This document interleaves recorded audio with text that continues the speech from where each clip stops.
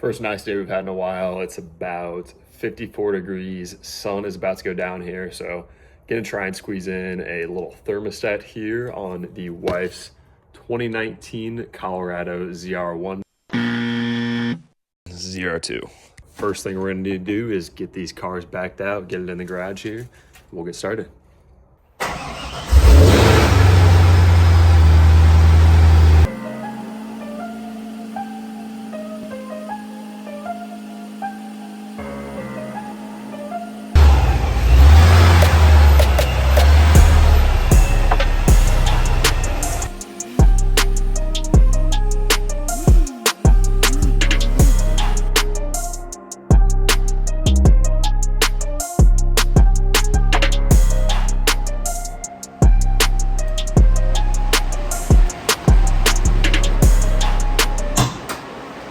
So as you can probably hear on this thing, the E-fans are not turning off. Pretty good sign that you've got a bad thermostat. Man, this is dirty though. I've already scanned it and it is a code that's thrown for a thermostat. So I'm gonna show you how we get that taken off today. First, we're gonna need to take off an undercarriage tray. We'll drain out the coolant. Before you start this, you're gonna wanna make sure the truck is sat for a while. Clearly, you're working with hot coolant, so if you just drove it 100 miles and it's sitting there with burning coolant, you're gonna open that up and feel it on your hands. So I would definitely recommend letting it sit. Right now, Corey doesn't know how cool it is because those fans are kicking. All right, thankfully those fans finally shut off for me, but we're gonna start under the truck. We gotta get this pan off here. So we'll go ahead, and there is 4 bolts. These are all 15s. So go ahead and get you a ratchet, whether it's electric or by hand. But we got 1, 2 here, and then same across on the other side. So we'll get started on those first and then go from there.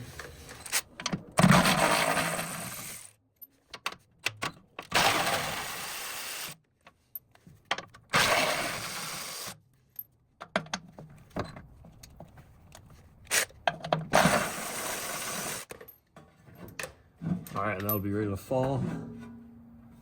There we go. Went ahead and got a bucket here. So this is on the passenger side hook right here. You can see right back here.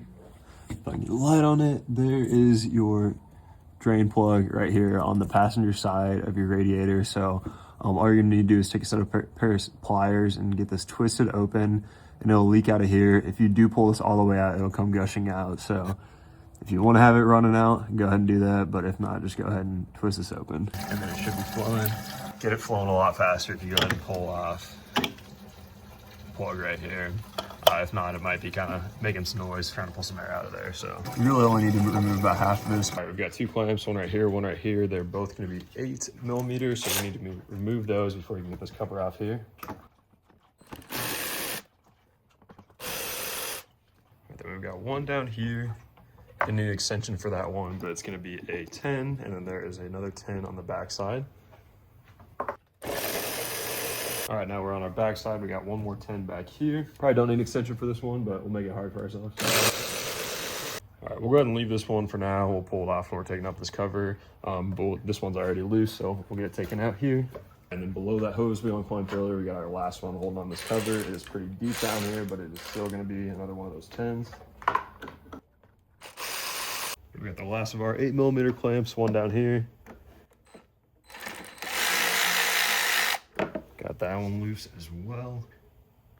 All right, now it's about ready to lift. If you got any debris around this oil filler cap right here, go ahead and clean that off. Mine's not too bad, but it doesn't hurt to hit it with a rag real quick. And then we do have 1 more breather tube up here that once we lift, we'll be able to get that one disconnected, but it is just a quick disconnect. So get this popped off. We can start lifting here. So on the backside there, you do have your hose connected on your throttle body, so you're gonna wanna kinda give it a pull, get it off there, and then you can start lifting. All right, and you can see right here, we got that last one, so you're just gonna wanna push from the left side over here, and then give that a pull towards yourself, and you are free. Go ahead and put this somewhere safely, and we'll go ahead and throw that oil filler cap back on so nothing goes into there. All right, we've got 2 more 13s we need to remove before you get to the actual thermostat. It's gonna be right down here on this clamp. You got 1 and 2, right on this attachment. And we got got one more clip holding onto this, so just get a pair of needle nose pliers or something. There we go. All right. Butchered that one a little bit, but got it out of there. We got 2 more tins on the end of this hose, the face here. Go ahead and take those off. And those actually do not come all the way out. They'll just be sitting in there, so go ahead and pull that off. Now we can see our actual thermostat in here, right here. This is probably gonna be what the hardest part of the entire process is. So we're getting that 10 millimeter on top out here, and usually you might be able to take a swivel socket or something similar. I just have a swivel adapter and throw it on the top there, and then you can get your ratchet through the top here and onto it. My adapter is too large, so I couldn't get it. It might be easier to do this with like a medium-sized socket, but I've just got a shallow socket right here, and then I've got the smallest ratchet. They sell these at like AutoZone a lot of places and like the checkout there. So I've got this tiny ratchet, and then we're just going kind of a couple little quarter turns at a time and getting it out real slow here. It is right on top there, you can see. And then there's gonna be another one we'll have to remove as well.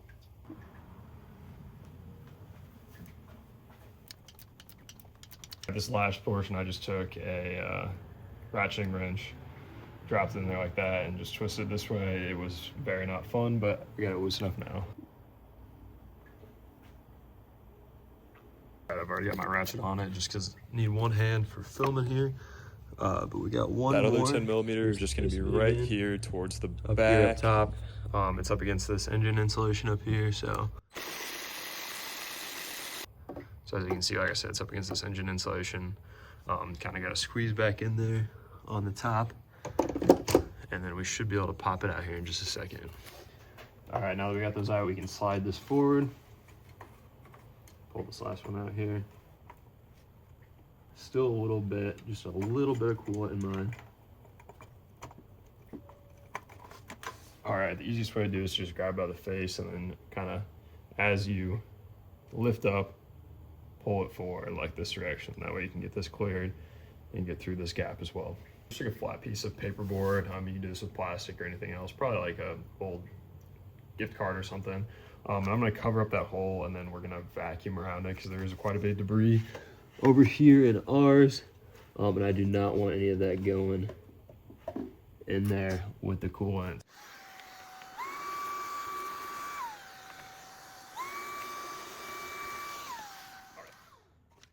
A lot cleaner now, and now we just got nothing to worry about in there.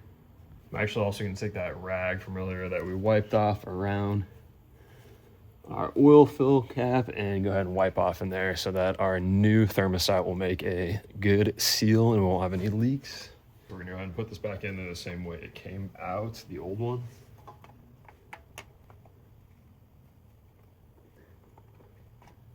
It actually went in for me a lot easier than I was expecting.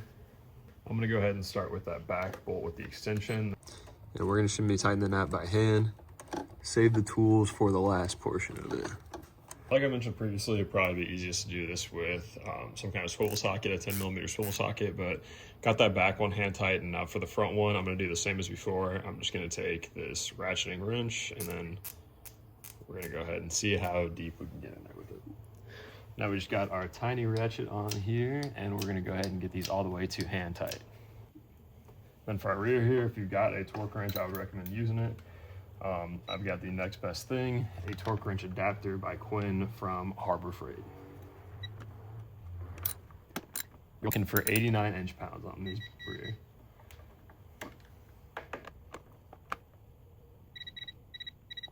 All right, 88, I'll call that good.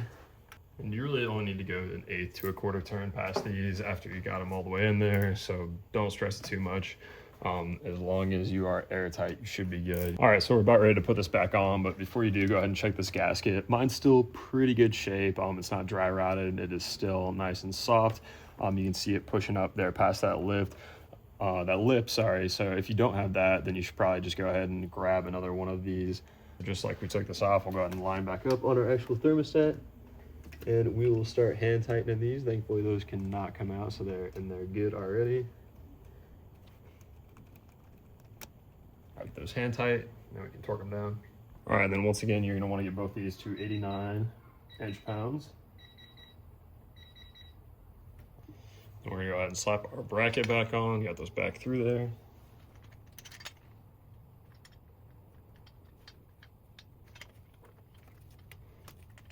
Pop back in our plastic clip there. Mine, of course, I mangled a little earlier, but still went right back in, no problem.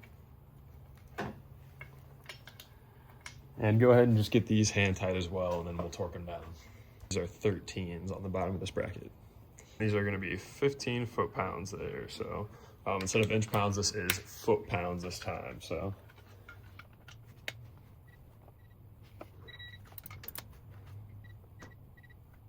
All right, there we go. All right, now we're ready to go ahead and get our engine cover back on, so go ahead and take off your oil filler cap again, set that to the side, and grab that engine cover.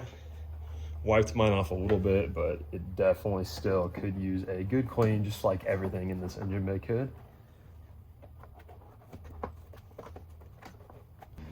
Throttle body back here, that was kind of a pain to get off, is also going to be the hardest thing to get back on, so I would kind of start with that.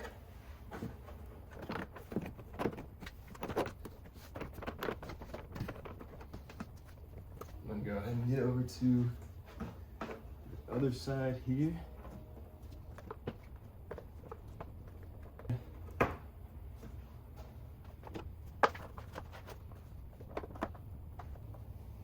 We'll fill our cap back in ASAP, and now we can start bolting everything back in. This first one is a 10mm along with this one in the front down here. All right, we'll get started in the rear. Got that first 10 back on in the back. Now I just reached under here and started getting it threaded.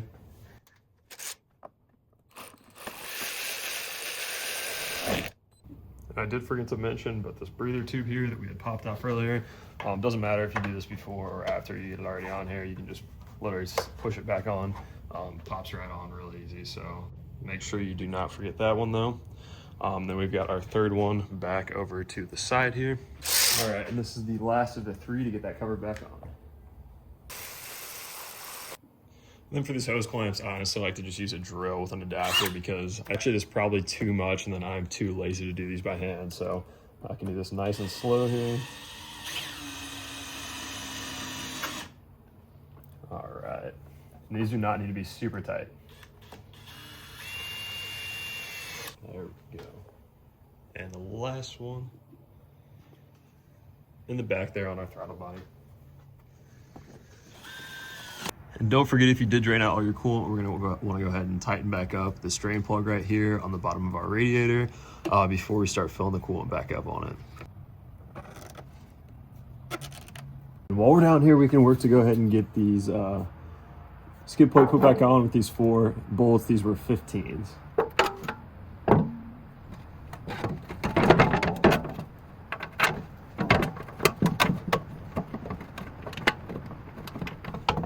Easiest way to do this is probably just get your body under it and support it with your legs, and then you can get started one at a time. Once you get one in, it's definitely a lot easier to get the next couple.